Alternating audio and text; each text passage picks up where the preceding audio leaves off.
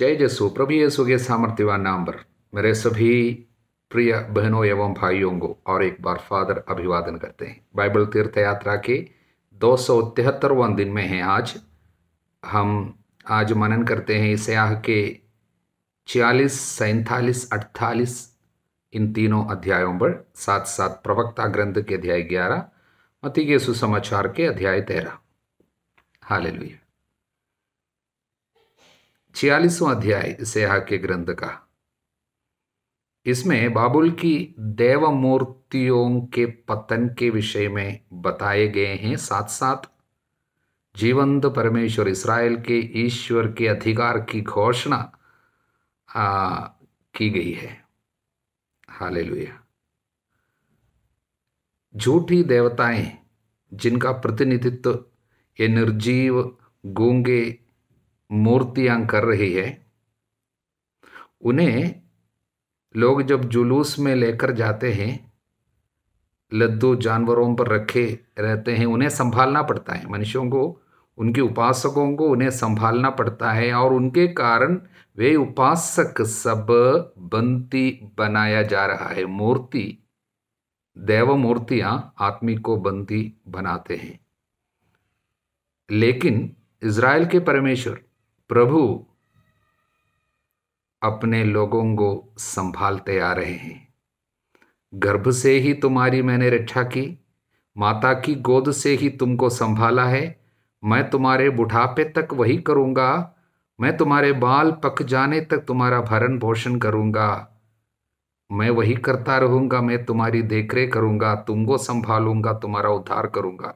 वचन 4, 46वां अध्याय वचन 4 बहुत ही सुंदर संरक्षण का एक शब्द है। प्रभु का ख्याल, उसकी देखरेख। He is carrying us, whereas we have to carry the idols. Hallelujah. दूसरे भाग में प्रभु अपने लोगों को याद करने के लिए कुछ बातें बताते हैं, बोलते तुमको याद रखना होगा। मुख्य रूप से 5 बात। पहली बात यही है, शुरू से अंत तक प्रभु जानता है। शुरुआत भी प्रभु जानता है, अंत भी प्रभु जानता है। प्रभु सब कुछ जानता है। He knows the beginning and the end, इसलिए हमको डरने की जरूरत नहीं है। दूसरी बात, आपको याद रखना होगा कि आप लोगों ने विद्रोह किया है, हठधर्मी प्रजा है, हृदय को कठोर बनाया है, मुक्ति से आप दूर रहे हैं। ये आपका कार्य आपको याद रखना होगा।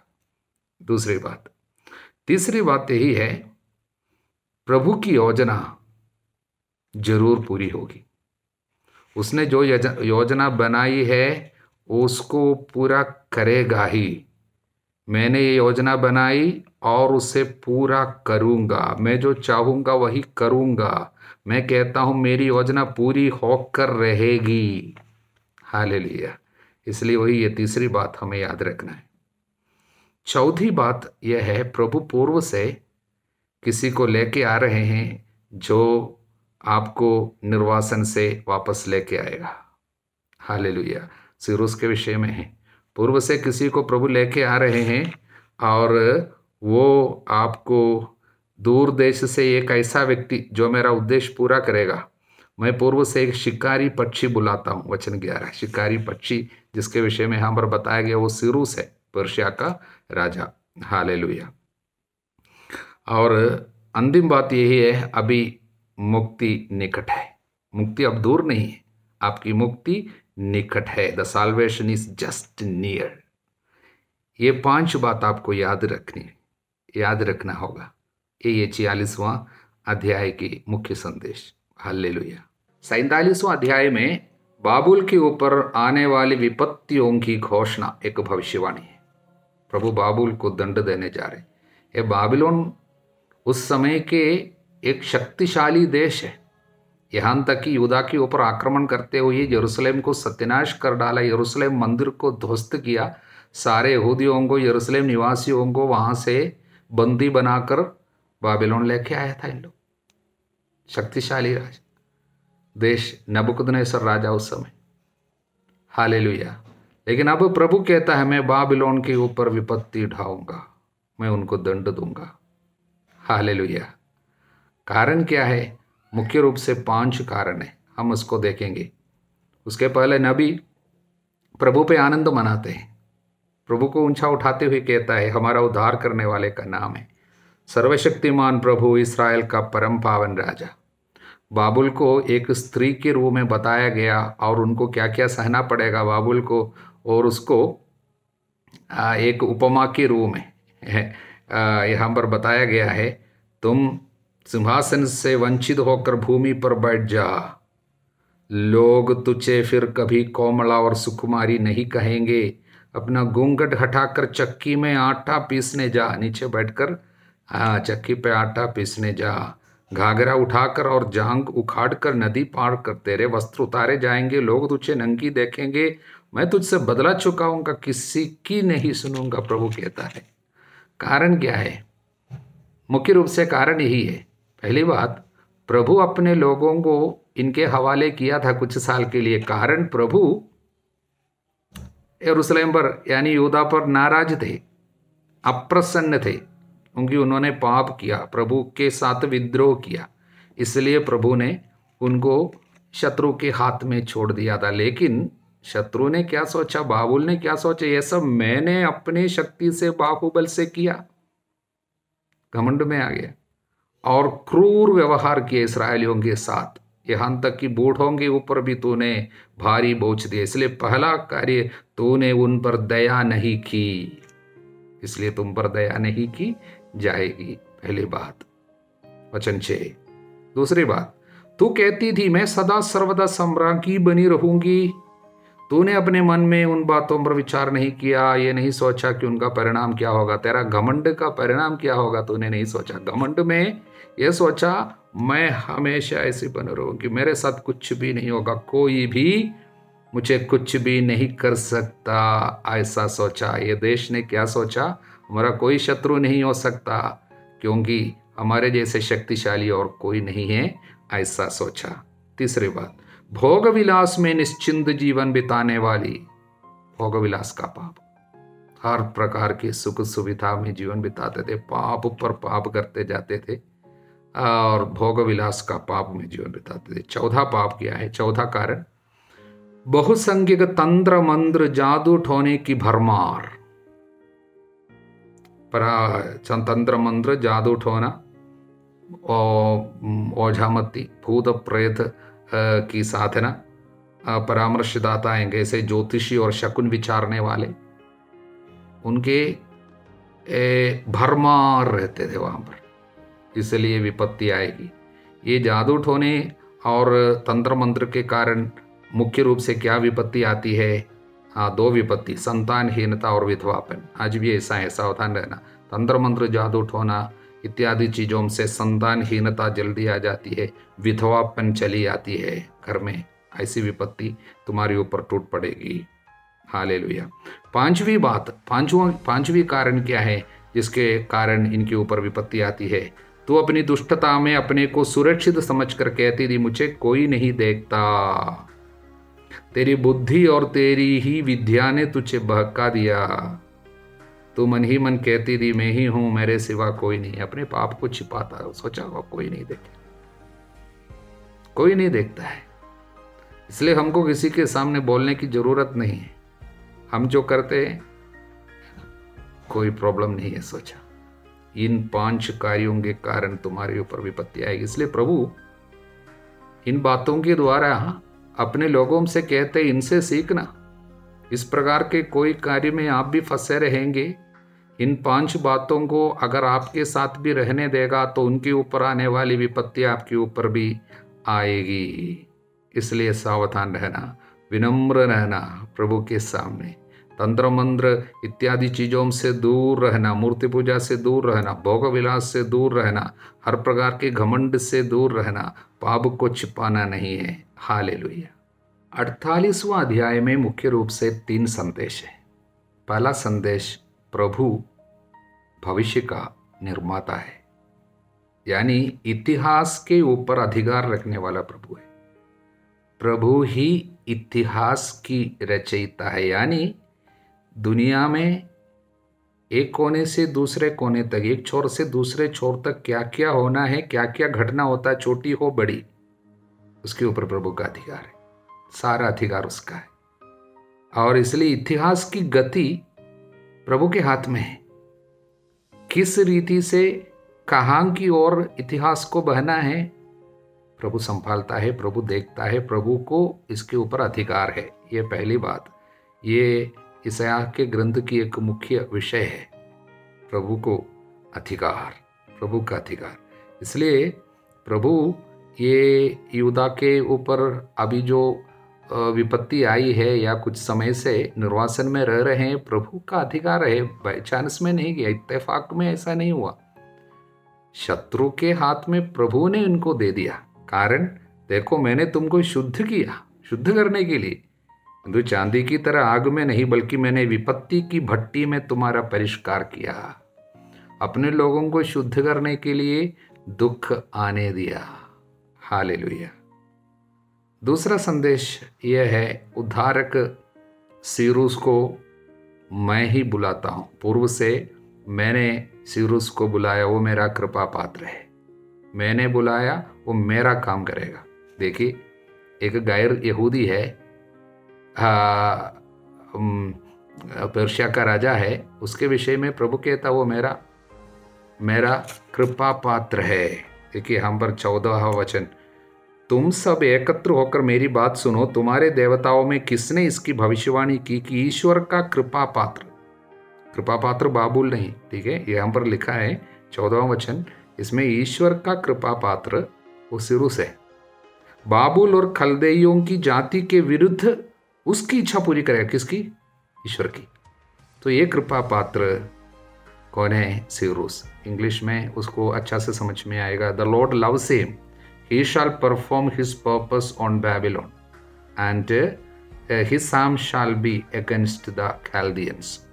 So यहाँ पर ये नहीं पढ़ना ईश्वर का कृपा पात्र बाबुल है, ईश्वर का कृपा पात्र बाबुल कैसा हो गया, ठीक है। ईश्वर का कृपा पात्र यहाँ पर जो बोला है वो सिरुस के विषय में है 14वां वचन में। इसलिए एक ऐसे व्यक्ति को अपना कृपा पात्र बोलकर प्रभु हमको क्या संदेश देना चाहता है, किसी को तुच्छ नहीं समझना, किसी के बारे में ये नहीं सोचना हम सब बड़े जाति का है या हम सब प्रभु के अपने लोग हैं क्योंकि हमारा धर्म ईसाई धर्म है, बाकी लोग गैर मसीही लोग सांसारिक है, ये सब बर्बाद हो जाएगा, नहीं सोचना। हालेलुया। इन सांसारिक लोगों को भी प्रभु अपना कर अपने रीति से उनको बचाने की योजना प्रभु बनाता होगा, इसलिए यहाँ पर कृपा पात्र बताया। हालेलुया।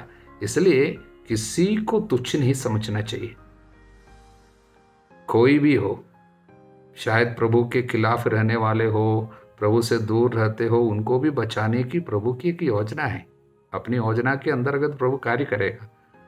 इसलिए हम विनम्रता के साथ अपने विश्वास की कृपा के लिए प्रभु को धन्यवाद दे, अपने धर्म के लिए, धार्मिकता के लिए सब हम प्रभु को धन्यवाद दे, विनम्रता से उसको स्वीकार करें। और तीसरा संदेश इसमें जो है 17 से लेकर 22 तक के वचनों में, वहाँ पर निर्वासन का ईश शास्त्र, थियोलॉजी ऑफ कैप्टिविटी, ये निर्वासन में क्यों लोग हैं, उसके एक थियोलॉजी है, वो बताते हैं। प्रभु कहता है, मैं प्रभु तुम्हारा ईश्वर हूँ, मैं तुम्हें कल्याण की बातें बतलाता हूँ और मार्ग में तुम्हारा पथ प्रदर्शन करता हूँ। कुछ भी इत्तेफाक में नहीं है।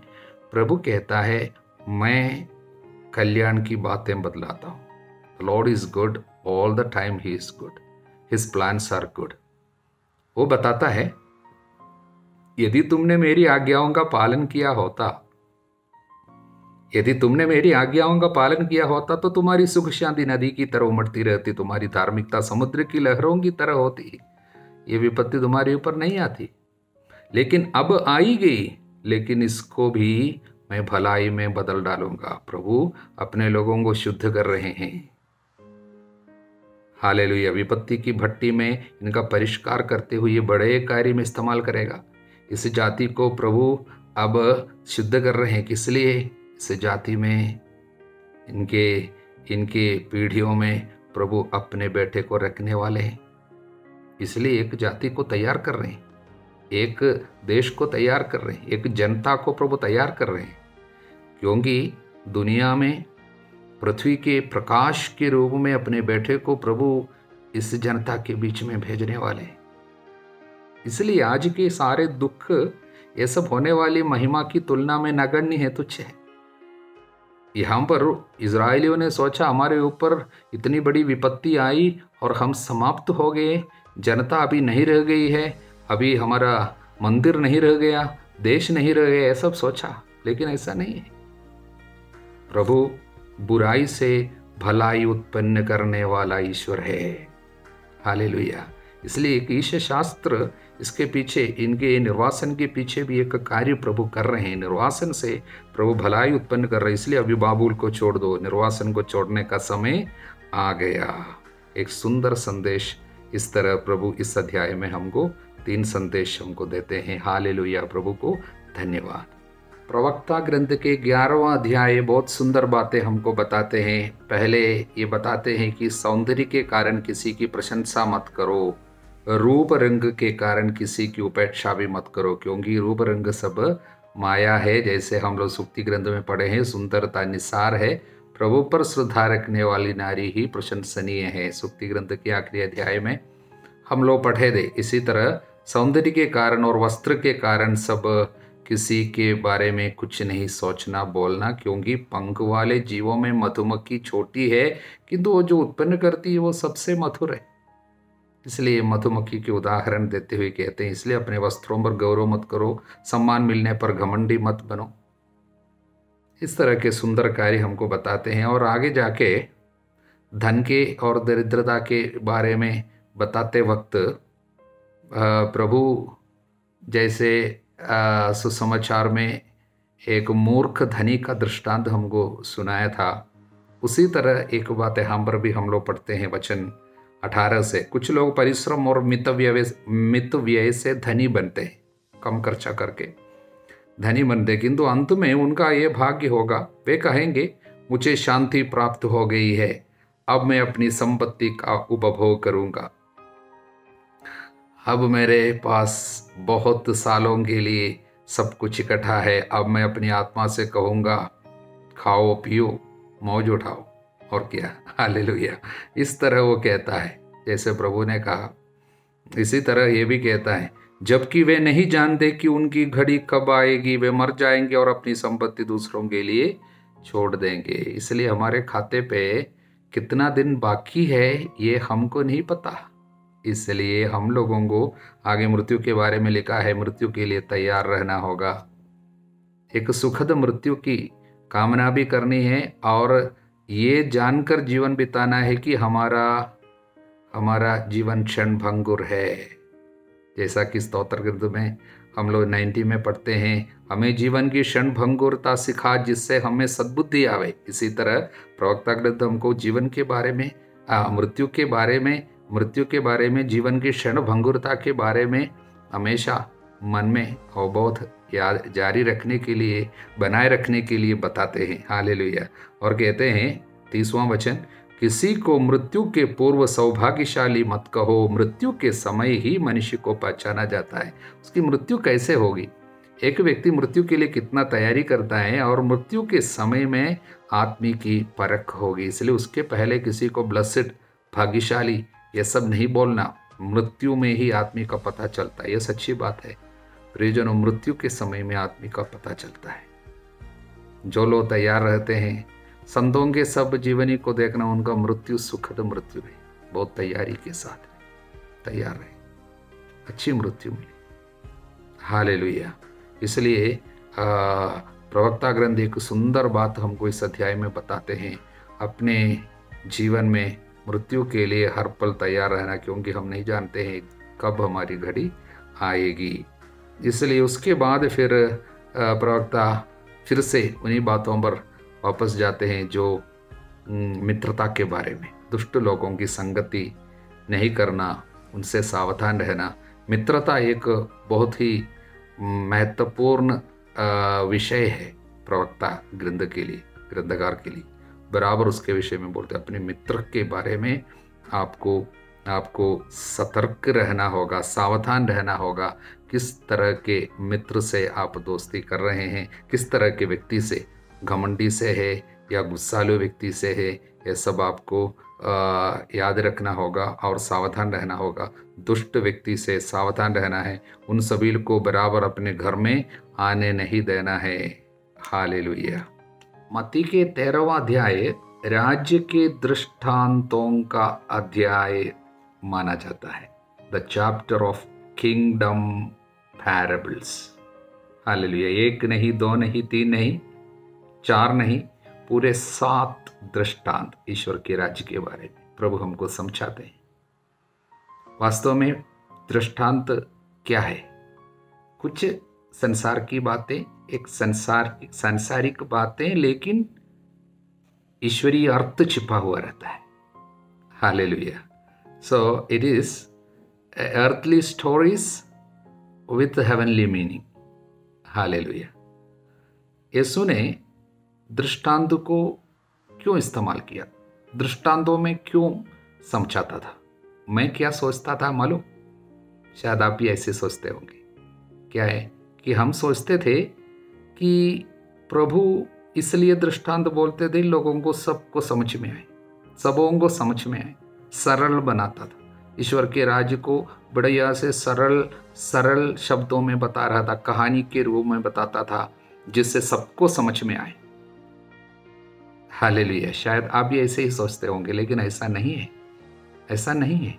फिर क्या है?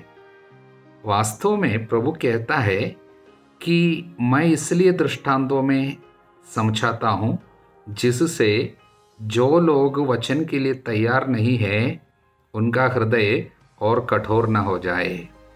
जो लोग वचन के लिए, ईश्वर के राज्य के लिए हृदय को तैयार करके नहीं आया है, नहीं किया है, उनका हृदय और कठोर न हो जाए। आपको समझ में नहीं आया होगा।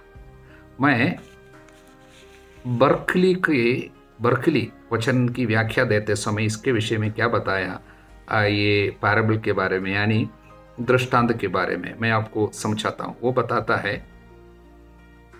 दृष्टांत, एक दृष्टांत जो है, दृष्टांत उन लोगों से सत्य को छिपाते हैं जो लोग ईश्वरीय कार्यों में आलसी है, जो संसार की देवता ने जिनको अंधा बना चुके हैं, जिनके हृदय को अंधा बनाया है, उन लोगों से सत्य को, ईश्वरीय सत्य को छिपाता है।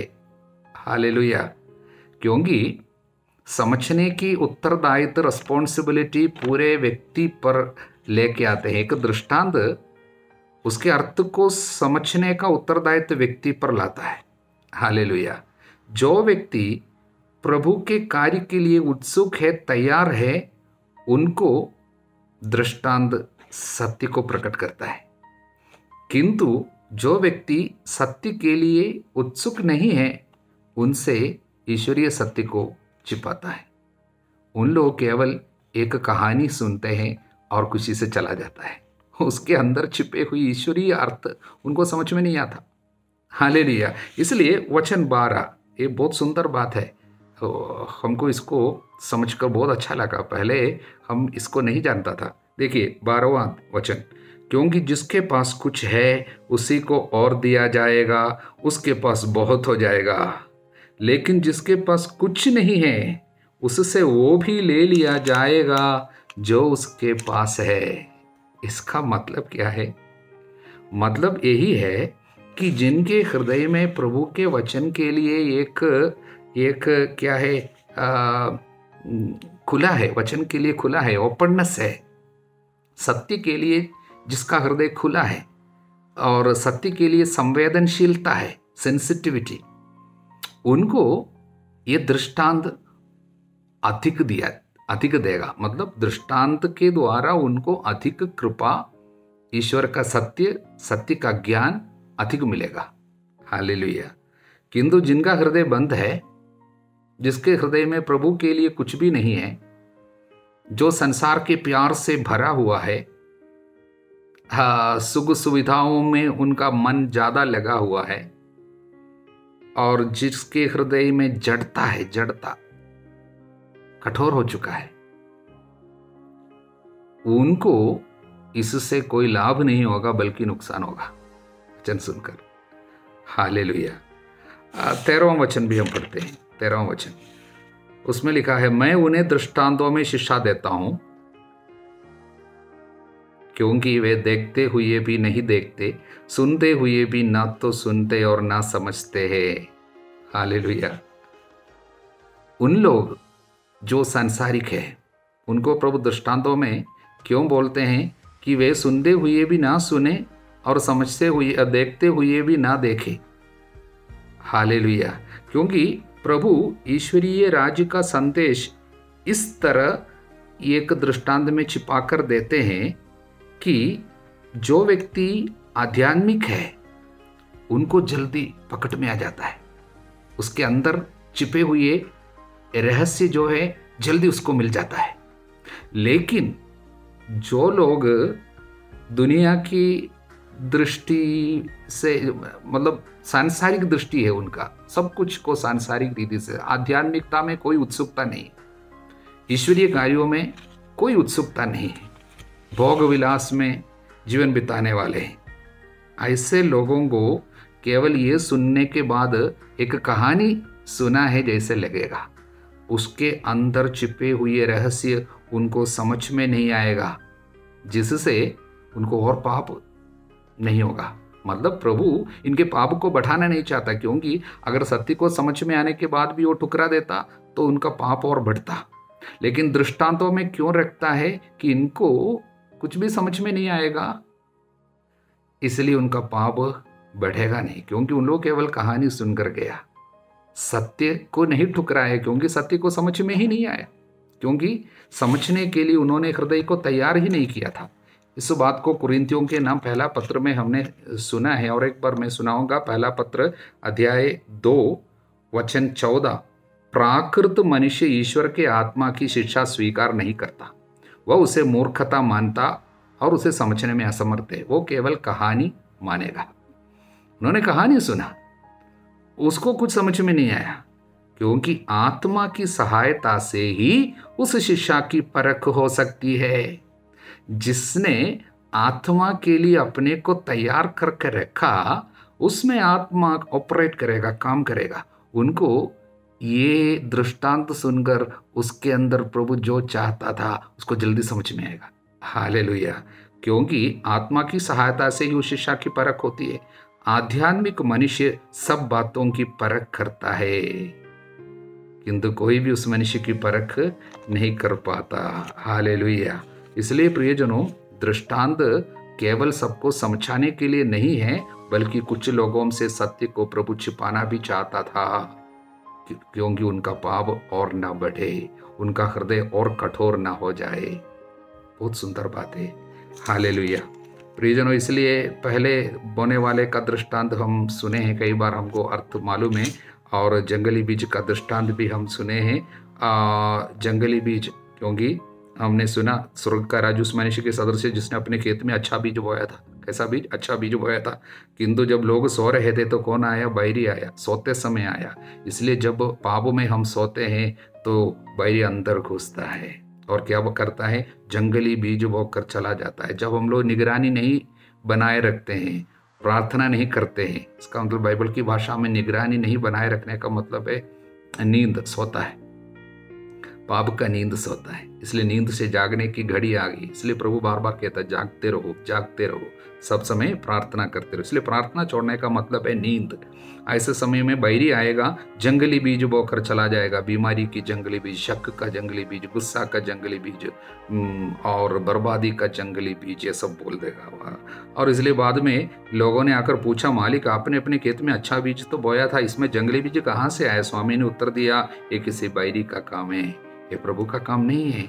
हमें अनेक लोगों के जीवन में आई हुई काफ़ी विपत्तियां प्रभु का काम नहीं है, बल्कि बैरी का काम है, किसी बैरी का काम है। इसको समझने की हमें ज़रूरत है। हालेलुया। बाद में राई का दाने का दृष्टांत और खमीर का दृष्टांत, ये दोनों एक प्रोफेटिक, एक भविष्यवाणी के जैसा दृष्टांत है। भविष्यवाणी है वास्तव में। क्या है? कलीसिया के बारे में एक छोटी सी शुरुआत हुई, लेकिन देखिए प्रभु के समय में केवल 12 शिष्यों के द्वारा प्रभु ने शुरू किया। वो शुरुआत थी, छोटी सी शुरुआत, छोटी सी एक दाना की तरह। किंतु प्रभु एक भविष्यवाणी कर रही है, बढ़ेगा, ईश्वर का राज्य बढ़ेगा, दुनिया भर में फैल जाएगा, हर एक देश में पहुंचेगा, हर देश को भलाई से, सच्चाई से, धार्मिकता से भरेगा। दुनिया को पूरा सच्चाई से ये धर्म भर देता है। हालेलुया। दुनिया के कोने कोने तक वचन पहुंच गया। शुरुआत कैसी थी? छोटी सी। इसलिए ये राई का दाना और खमीर से जुड़े हुए ये दृष्टांत सब एक भविष्यवाणी। उसके बाद भी हम लोग छिपा खजाना का दृष्टांत, बहुमूल्य मोती और जाल का दृष्टांत, ये सब हम लोग देखे हैं। और कुछ लोग प्रभु का विरोध करते हैं। जो लोग प्राकृत है, जो लोग प्रभु की आत्मा से संचालित नहीं है, उनको ये सब मूर्खता समझ में आता है। केवल मूर्ख के कहानी बोलने के लिए आया है, ऐसा बोलेगा। हालेलुया। और विरोध करेगा। हालेलुया। प्रभु आप सभी लोगों को आशीष प्रदान करे, आध्यात्मिक वरदानों से आप सभी लोगों को भर दे, अब सदा सर्वदा अनंत काल तक। आमीन।